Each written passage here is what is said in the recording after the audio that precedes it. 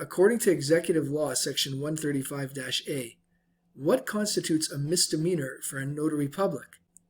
To answer that question, let's have a look at Section 135-A of the Notary Public License Law, and particularly paragraph 2, which states, "A notary public or commissioner of deeds, who in the exercise of the powers or in the performance of the duties of such office shall practice any fraud or deceit, the punishment for which is not otherwise provided for by this act shall be guilty of a misdemeanor."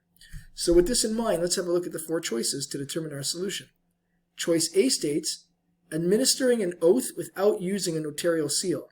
In fact, a notary public does not have to use a notarial seal, and therefore choice A is not the correct solution.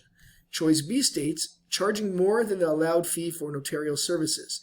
Now, while there are penalties prescribed for doing so, the punishment for that is not a misdemeanor, and therefore choice B is not the correct solution. Choice C states, practicing fraud or deceit in the exercise of notarial duties.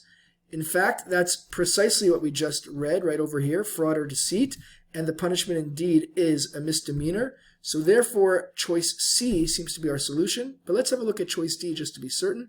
Choice D states, refusing to notarize a document for someone who doesn't have identification. In fact, that is well within the notary public's right, and the notary public would be acting appropriately in such instance, and therefore choice D is not the solution, which leaves choice C, practicing fraud or deceit in the exercise of notarial duties, as the correct solution.